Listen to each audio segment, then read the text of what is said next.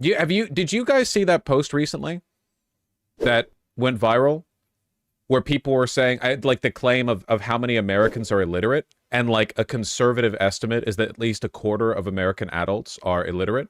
Yeah, sorry, functionally illiterate, as in they can read words, but if you handed them like a prompt or like a worksheet or even an instruction manual, they would not be able to parse the information. Like they lack the reading comprehension skills necessary. I know about the onion. We'll get to that next. Illiterate is in cannot read or write the right name. No, no, no. Illiterate is in they don't have a functional level of reading comprehension skills. Functionally illiterate. Didn't it also say 50% don't read books? I'm not really in a position to make fun of that because I also don't read books. My ADHD... Sorry, we're engaging in a bit of Tumblrism here. My disability prevents me from... Dude, I cannot focus on the words on the page anymore. I need to get into audiobooks or something. My brain craves... I recently summoned... It was on a vacation. I recently summoned the, like, will to read... with my own eyeballs, to read The King in Yellow.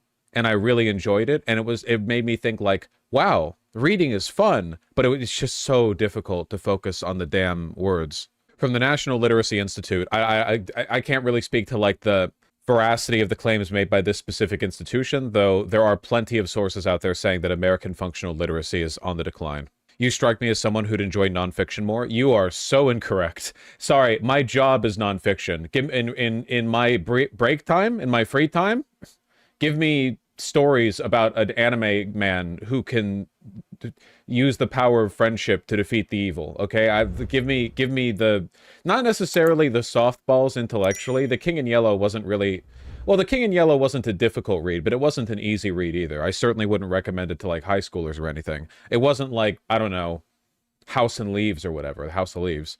Dude, learn to read, don't make excuses. Why are you being aggressive? Why are there people in chat attacking me? What the hell? I don't know about this claim. Illiteracy has become such a serious problem in our country that 130 million people, 130 million adults are now unable to read a simple story to their children. That seems like an overstatement. 54% of adults have illiteracy below 6th grade level. That sounds about right. 3 out of 4 people on welfare can't read. I don't know about that. Here, hold on. Stats on American functional literacy. According to the NCES, 21% of adults in the United States, about 43 million, fall into the illiterate slash functionally illiterate category. That's really bad. Okay, according to the National Center of Educational Statistics, which is a much more reputable source, 43 million adults are functionally or literally illiterate. That's fucking grim. It really makes you wonder, like, when you're arguing online, when you're on Twitter and you're arguing with people, maybe this is why that goes down the way that it does, you know? Like when you're arguing with someone online, you're actually arguing with somebody who doesn't understand what you're typing. Geez, how do you function? I don't think you do. Being functionally illiterate might include being limited to basic vocab and grammar. Yeah, again, a functionally illiterate person, functionally illiterate, can like write and sign their name, read stuff, like at least basic stuff, but they can't comprehend like written instructions, for example. They're falling below the standard that would be necessary for like basic integration into society, you know? Come to Florida if you want to meet those people. They're all over, man. There's a reason newspapers were aimed at the 7th or 8th grade level. Yeah, back in like 1930. I understand it back then. Nowadays, well, nobody who's functionally illiterate is reading the newspapers anymore anyway. US-born adults make up 2/3 of adults with low levels of English literacy skills in the United States. However, the non-US born are overrepresented among such low-skilled adults. I mean, that makes sense. A lot of them are ESL. They're posting on Twitter. Yeah. Sheesh. It's grim, man. They're talking about English, WPG Squirrel. Yeah, we don't teach people how to understand. We teach people how to read words. I mean, to an extent, yes, but a lot of this is just people falling through the gaps, you know? Not to defend No Child Left Behind, but a lot of this is just like people born in super poor, you know, households. They barely go to school. They drop out. They whatever, you know, they don't even have the skill set. And they'll never be able to elevate themselves either. And now with the Department of Education, like effectively being axed by the Trump administration, it's going to get even worse. How does this overlap with political affiliations? Higher educated people voted for Kamala Harris in this election by like a pretty substantial margin. Can we blame George Bush for this? This is a, I mean, he helped, but this is like a pretty broad problem. The biggest like factor contributing to this problem by far is the fact that schools are paid for with property taxes, meaning that if you live in a poor neighborhood and there is a school there, they're paid with poor people taxes, you know? Funding needs to be split evenly across the state schools, like proportional to attendance. I don't think a lot of you guys understand. And look, I went to Beverly Hills High School. I'm not pretending that I grew up in the streets, except for when it's funny for me to pretend that I did, in which case I will. But for this example, I'm not. But I had friends who went to some of the various Los Angeles County high schools. And I don't think a lot of people understand just how bad it gets, man. Metal detectors when you enter or exit the school, like police busts where like the school resource officer will call in other officers and they'll full on like arrest and perp walk a kid out the front. They're like some 15-year-old because he had a dime bag on him or something. You know, occasional bomb threats shutting the school down. Some of the teachers and guidance counselors basically tell, like, if you're a student and you're not doing that well, often it's because you have a fucked home environment, but like sometimes the teachers just give up on you and the counselors will be like, you have nothing, you are nothing, you know? It's not the teacher's fault. There are plenty of shitty teachers, but like it's not the teachers are like the crumbling pillars holding this whole thing up, you know? Conservatives also benefit by keeping people uneducated. Yeah, 100%. Yeah. Also, private and charter schools should just be illegal. You know, Beverly Hills High School isn't actually that high class. I mean it. I know that sounds like a joke because everyone's seen like 90210, so they assume that Beverly High is super fancy. It's not.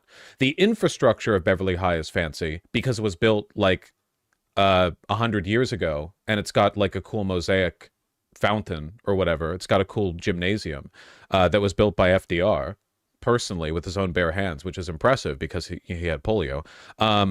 But in reality, you know, the fancy schools in Beverly Hills are the private schools. The wealthy kids go to the private schools. Poor kids went to Beverly Hills High. And I didn't grow up poor, but like my parents could not afford me to send me to a private school in Beverly Hills. That's for fucking sure.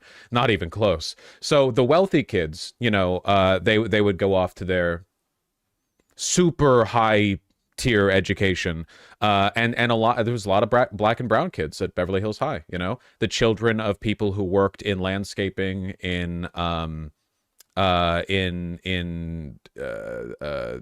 know, like house cleaning services, service workers and their children, and not all of them, of course, but a lot of them. Blue states should be fine, but red rural areas, yikes. Nope. Schools all over the country get large amounts of federal funding. Oh, by the way, guess what the Department of Education funds? Special schools. You know, for people with got bonked on the head or something. No. The destruction of the Department of Education is going to fuck everyone. How are poor people even able to afford to live in Beverly Hills? I mean, where do you think, like, you know, all the service workers or the baristas or the so on and so forth in Beverly Hills live? They have to live somewhere. Most of Beverly Hills is like a somewhat dense not suburb really, but like there are apartments where you could get, I wouldn't say it's cheap, but it's definitely not like all the hills. When people think of Beverly Hills, they think of the hills. You know? But La Cienega Boulevard separates the hills from where most people in Beverly Hills live. Oh, don't worry, I'll take any excuse that I can to show you. Really quick. Here's the line. See this yellow line right here? This is the line that's wait, no, it's not that line. What am I talking about? It's this line, Sunset. Wait, no, it's not Sunset, it's Santa Monica. What am I talking about again? It depends on what part you are. West versus east, okay? But anyway, Beverly Hills down in this area, all here, this is where the proles live, okay? And Beverly Hills up in this area, that's where that's what people think of when they think of the hills. It is literally a single line that divides. It's so, this is the lower income area of Beverly Hills, relatively. And then this is the middle income part where it's a lot quieter and you have big houses with pools and backyard tennis courts with the curvy bit right here, the flats. And this fucking intersection. This thing, which, by the way, these are all stop signs. This intersection is so large that you can't even see all of the other cars at all of the other stops. This is like a famous intersection. This right here is the fucking gauntlet, okay? just do a roundabout, that would be communism. And then up here, once you get past Sunset, you have the hills, wherever, you know, you've got your tennis courts, your pools, your like live-in, your, oh my God, everyone has a tennis court. You don't even play tennis. Everyone up here is like fat. Where are you in the middle bit? No, I was in the poor bit. God, I didn't grow up rich. Love my folks for what they were able to provide me, but you kidding me? You have any idea how much the even the middle income section cost? Holy shit. It's for banging your tennis instructors and cheating on your husband? True. Isn't that where the actors live? Yeah, a ton of actors live up there. They're in Bel Air. Yeah, poor people live everywhere, you know? They have to. As a European, how does one not get depressed with all the concrete? You do. You know, I've never actually been in here.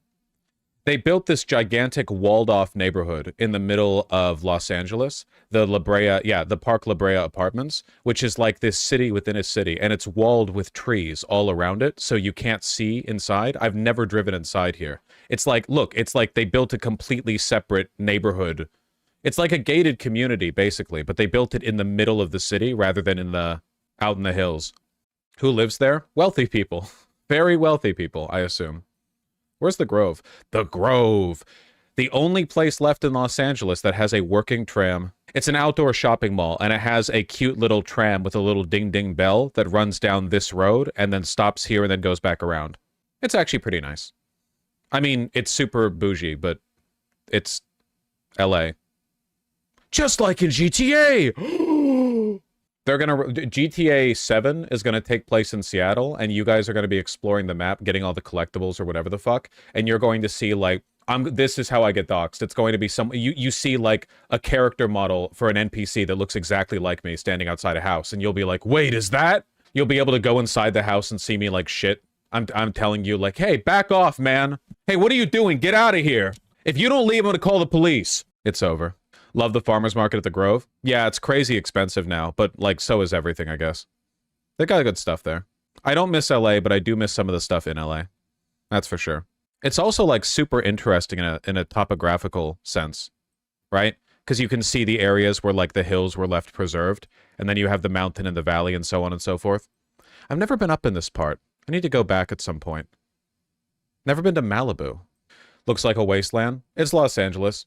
I drove right through here once when the Los Angeles fires were raging, and there was like an arch of fire that was going over the 405 when I drove through. It's right by UCLA, right here, and the fires had spread down past the Getty, down to this area, and I was driving north to go somewhere in the valley, I don't know where, but there was like a fire was arching partially over the highway because the winds were pulling it from, I don't know where exactly it was along the 405 stretch. It was somewhere in this general area. There's videos of that? Yeah. Yeah, it looked like this.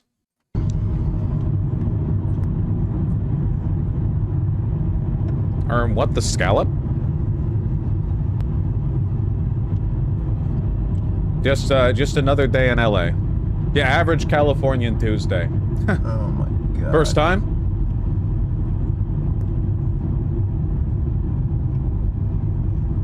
Was it at night when you drove? No, it was during the day for me. Unironically, the funny thing is, this is the smoothest traffic I've ever seen on the 405 heading north at any point in time that's earlier than 3 a.m. I guess the people outside of Los Angeles. Wow, that looks scary. People who live in LA. Holy shit, it cleared out the pussies. That fire done cleared out the pussies. Now I can drive up the 405 and get to where I need to go in less than 3 hours. Thank God.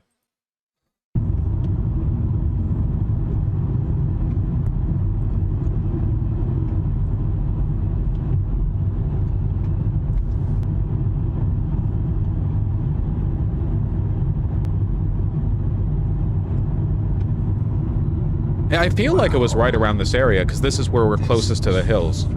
I don't know if it was this it might have been this fire. I'm not really sure. I don't know. It happened a long time ago. It's pretty funny.